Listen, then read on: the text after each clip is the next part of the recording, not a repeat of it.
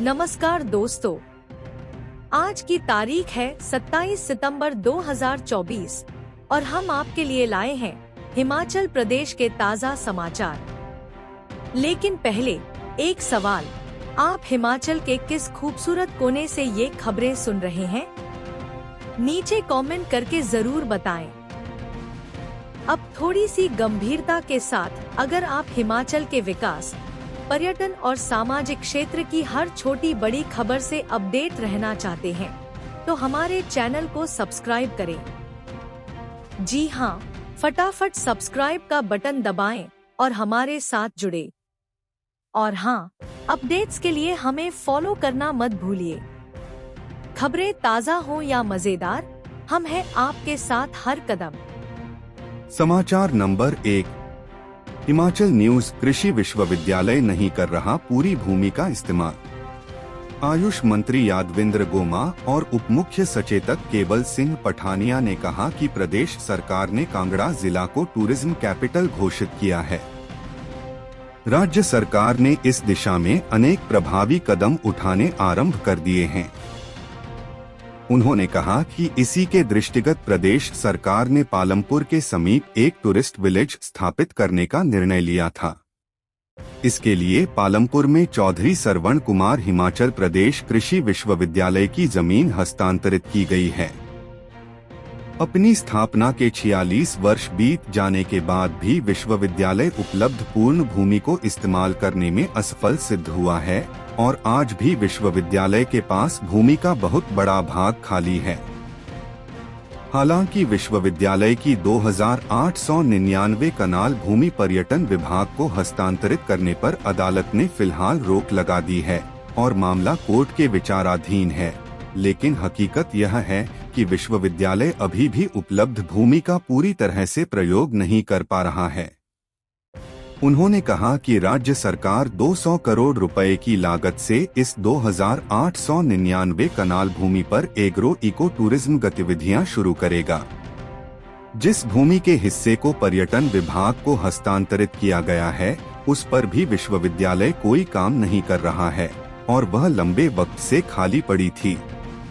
इस भूमि को हस्तांतरित करने के बाद भी विश्वविद्यालय के पास लगभग 7499 कनाल भूमि अभी भी है, जो विश्वविद्यालय के अभी के कार्यों और भविष्य की जरूरतों के लिए पर्याप्त है। जमीन के बदले यूनिवर्सिटी को आर्थिक मदद देगी सरकार। दोनों नेताओं ने कहा कि हस्तांतरित भूमि के बदले में कृषि विश्वविद्यालय को प्रतिपूर्ति के तौर पर राज्य सरकार विश्वविद्यालय के साथ सटी 20 से 25 हेक्टेयर सरकारी भूमि प्राकृतिक खेती केंद्र खोलने के लिए प्रदान करेगी। इसके अतिरिक्त इस केंद्र को स्थापित करने के लिए राज्य सरकार 10 करोड़ रुपए की आर्थिक मदद भी देगी। साथ ही विश्वविद्यालय में सब्जी और अन्य बीज उत्पादों के लिए आधारभूत ढांचा तैयार करने को 6 करोड़ रुपए की अतिरिक्त सहायता भी देगी। समाचार नंबर 2। हिमाचल फ्रॉड, कुनिहार के चर्चित QFX घोटाले में FIR दर्ज। कुनिहार के चर्चित QFX घोटाले में पुलिस ने FIR दर्ज कर मामले की जांच शुरू कर दी है। पुलिस द्वारा मामला दर्ज करने के बाद अब शिकायतकर्ताओं ने राहत की सांस ली है और उन्हें न्याय मिलने की उम्मीद जगी है। इस मामले में मंडी जिला की तरह सोलन जिला में भी करोड़ों रुपए के घोटाले सामने आ सकते हैं। गौर रहे कि कुनिहार क्षेत्र के कई लोगों ने 50 लाख रुपए की ठगी होने की शिकायत पुलिस थाना कुनिहार में दर्ज करवाई थी। शिकायतकर्ताओं का आरोप था कि उन्हें जमा राशि के ऊपर 7% की दर से ब्याज देने का प्रलोभन दिया गया। लोगों ने कुनिहार के समीप एक गांव के पूर्व सैनिक व एक निजी स्कूल में कार्यरत एक व्यक्ति के बहकावे में आकर QFX टेक सर्विस के नाम से संचालित कंपनी में लाखों रुपए जमा करवा दिए। यह कंपनी QFX ट्रेड लिमिटेड के बैनर तले काम करती है और इसका हेड ऑफिस जीरकपुर, पंजाब में है। लोगों का आरोप है कि उक्त कंपनी ने 2 स्थानीय लोगों से मिलीभगत करके क्षेत्र के दर्जनों लोगों को बेवकूफ बनाकर उनसे ठगी की। स्थानीय एजेंट अपने बैंक की पासबुक निवेश करने के इच्छुक लोगों को बताता था तथा फिर उन्हें भी इस कंपनी में राशि जमा करवाने के लिए कई तरह के प्रलोभन देते थे। शिकायतकर्ताओं ने बताया कि जब एजेंट से पैसे के लिए बात की तो वह दिलासा देता रहा है। बाद में उन्हें पता चला कि कंपनी के मालिक दुबई चले गए हैं और कंपनी का ऑफिस भी सील हो गया है। डीएसपी अशोक चौहान ने बताया कि मामला दर्ज कर जांच शुरू कर दी गई है। समाचार नंबर 3। Crime news. कुल्लू में दोस्त पर छिड़का पेट्रोल, फिर लगाई आग, शराब पीकर हुई कहासुनी बनी बड़ी घटना। कुल्लू के माशना गांव में एक व्यक्ति ने अपने दोस्त पर पेट्रोल फेंककर आग लगा दी, जिससे दोस्त झुलस गया। कुल्लू थाने में मामला दर्ज हुआ है। मामले की जांच में पुलिस जुट गई है। माशना गांव में दो दोस्तों ने पहले साथ में शराब पी। जब नशा चढ़ गया तो दोनों में किसी बात को लेकर कहासुनी हो गई। तैश में आकर एक ने दूसरे पर पेट्रोल छिड़कर आग लगा दिए। इससे वह बुरी तरह से झुलस गया। उसे गंभीर हालत में अस्पताल में भर्ती करवाया गया है।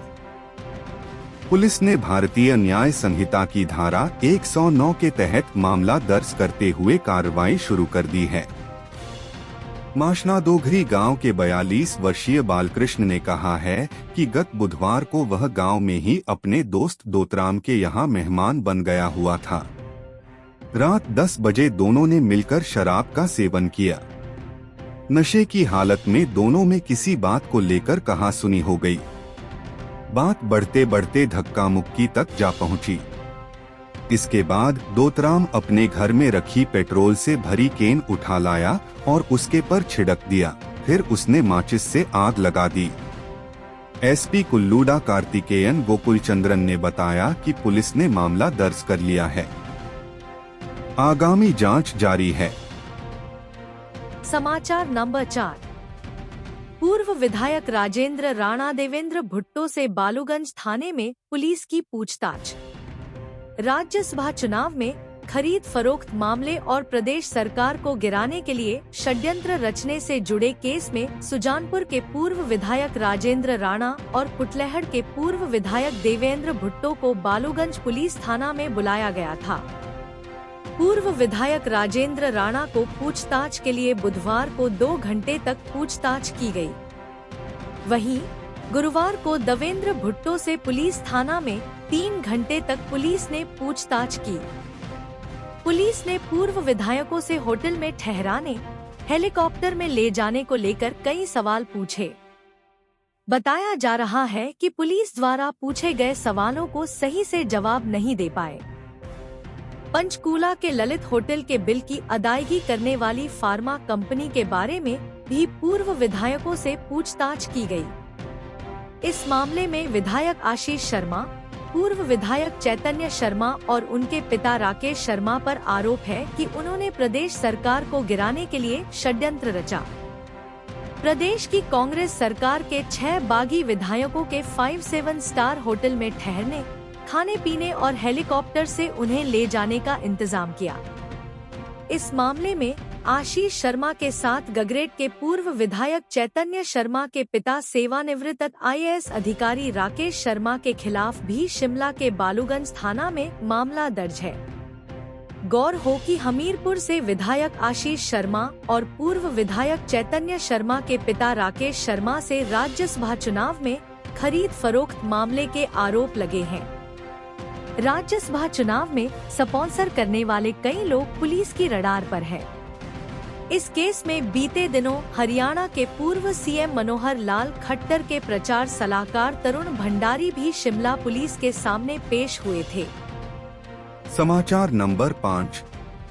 धीरे धीरे बढ़ रही विदेशी पर्यटकों की संख्या। इस साल 38,882 ने किया हिमाचल का रुख। प्रदेश में पहुंचने वाले सैलानियों के ग्राफ में 2017 में रिकॉर्ड कायम किया था। वहीं कोरोना काल के बाद अब धीरे धीरे पर्यटकों की संख्या में इजाफा हो रहा है, तो विदेशी टूरिस्ट भी हिमाचल का रुख करने लगे हैं। जानकारी के अनुसार इस वर्ष जून के महीने तक प्रदेश पहुंचने वाले विदेशी पर्यटकों की संख्या 38,882 रही है, जबकि 2023 में कुल 63,000 विदेशी टूरिस्ट हिमाचल आए थे, जबकि 2022 में यह संख्या मात्र 29,333 रही थी।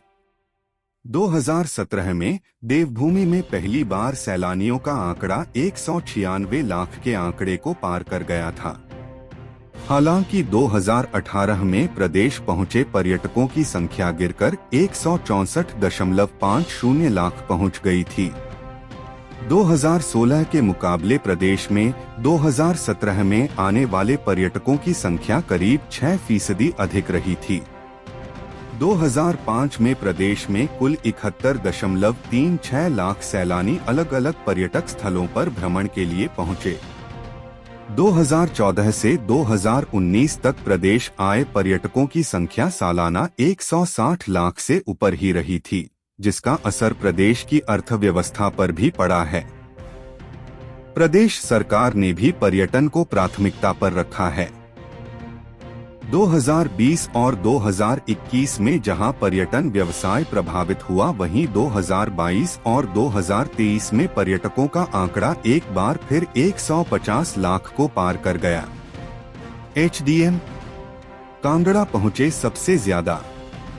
जून 2023 तक प्रदेश में सबसे ज्यादा 14,095 विदेशी टूरिस्ट जिला कांगड़ा में आए हैं।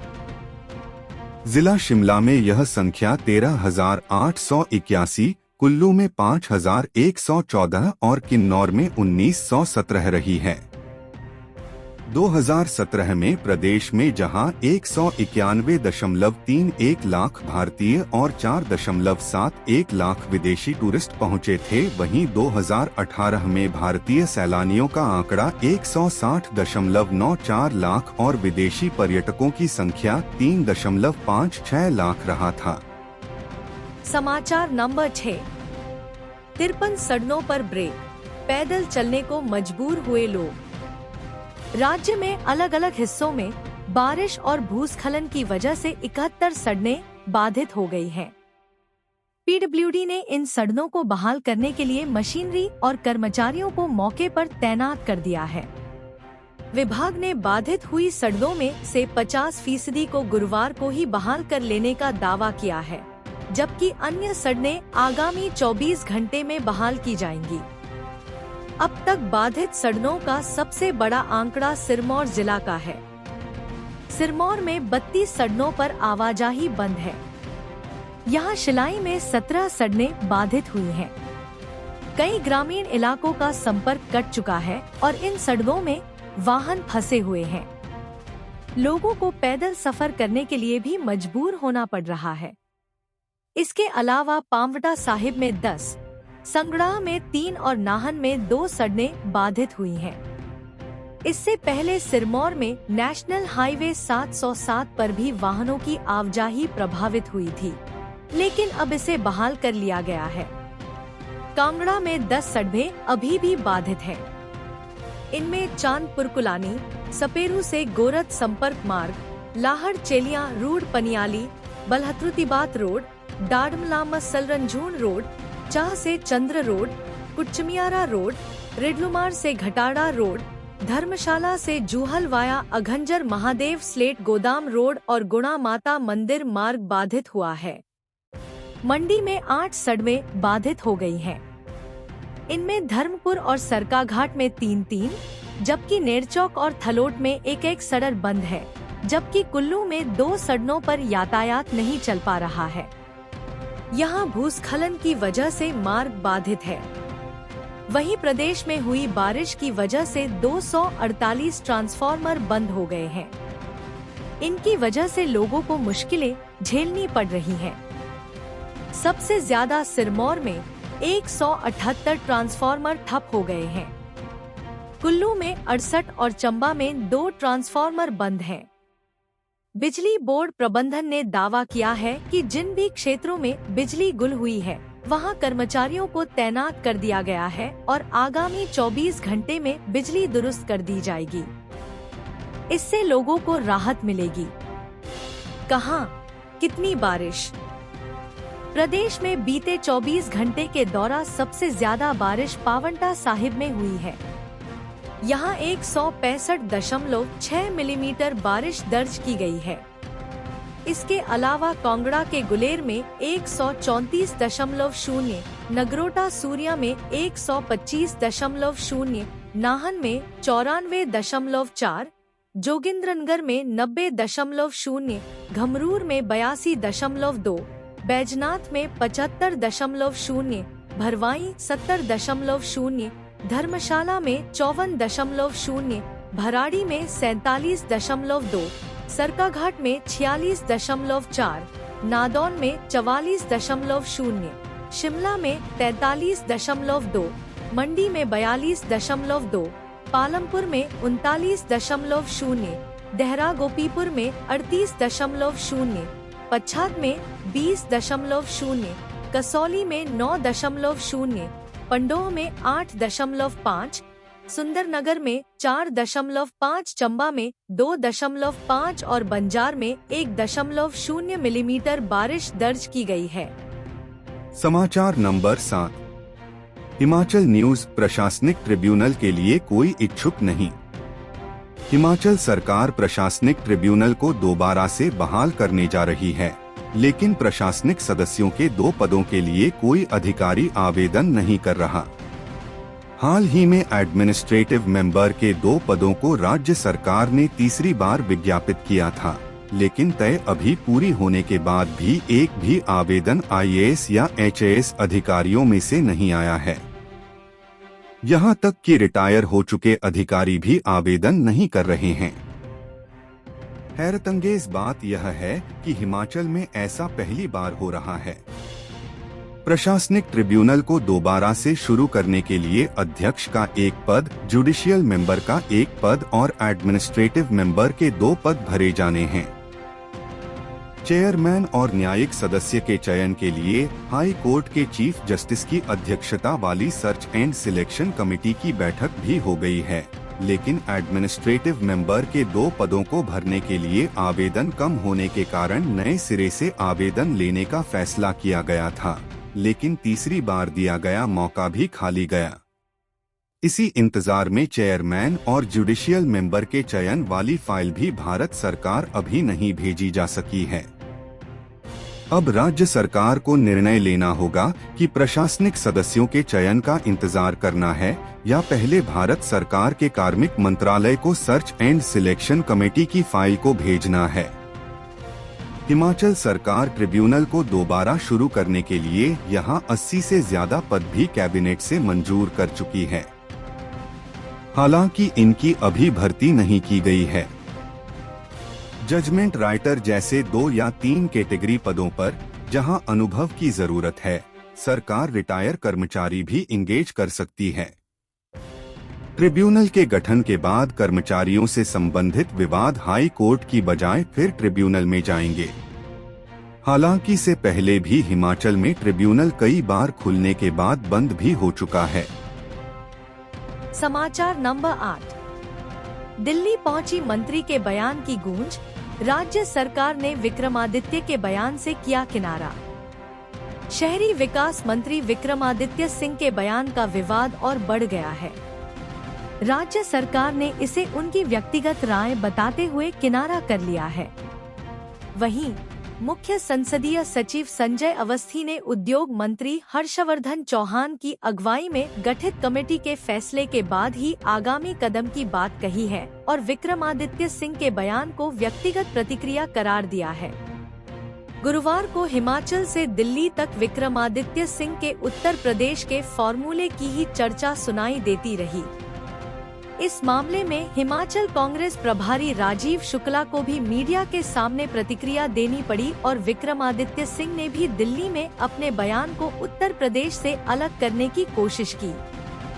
मुख्य संसदीय सचिव और कांग्रेस के कार्यकारी अध्यक्ष संजय अवस्थी ने कहा कि रेहड़ी फड़ी वालों के लिए नेम प्लेट समेत आई कार्ड अभी अनिवार्य नहीं किया गया है।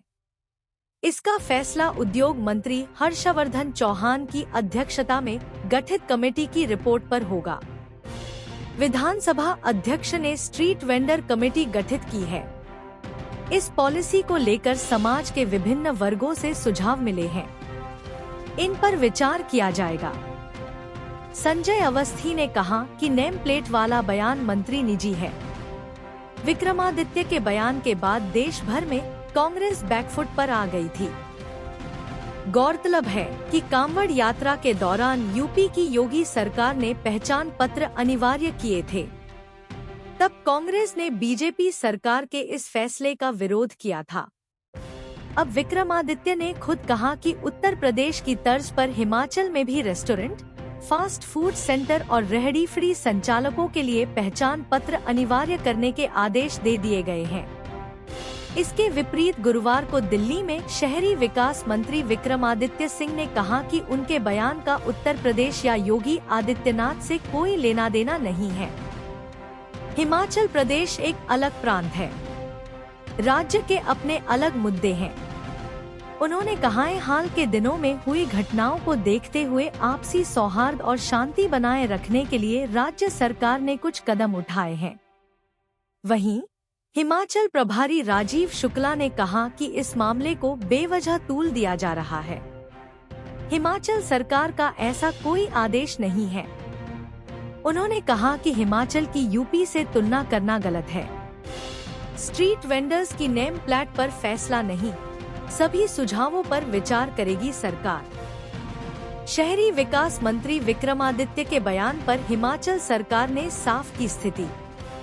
उत्तर प्रदेश की तरह हिमाचल में भी दुकानों और रेहड़ी फड़ी पर विक्रेताओं की आईडी और पहचान लगाने संबंधी शहरी विकास मंत्री विक्रमादित्य सिंह के सार्वजनिक बयान के बाद राज्य सरकार ने स्थिति साफ की है।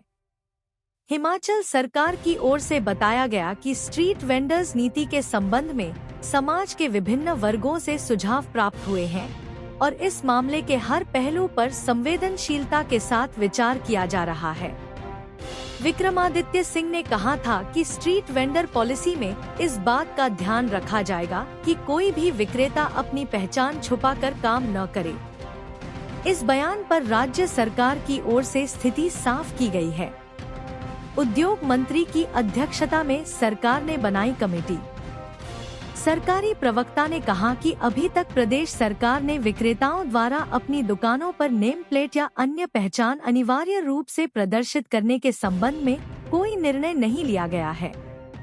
इस संदर्भ में संसदीय कार्य मंत्री हर्षवर्धन चौहान की अध्यक्षता में कांग्रेस और भाजपा विधायकों की एक समिति का गठन किया गया है। ग्रामीण विकास मंत्री अनिरुद्ध सिंह, लोक निर्माण मंत्री विक्रमादित्य सिंह, विधायक अनिल शर्मा, सतपाल सती, रणधीर शर्मा और हरीश जनार्था इस समिति के सदस्य हैं। समिति इस मामले में अपनी सिफारिशें देने से पूर्व सभी के सुझावों की समीक्षा करेगी। समाचार नंबर 9। हिमाचल न्यूज आरटीआई में देरी पर 25,000 जुर्माना। सूचना अधिकार पर मांगी गई जानकारी में देरी पर आयोग ने नगर निगम आयुक्त को 25,000 रुपए जुर्माना किया गया है।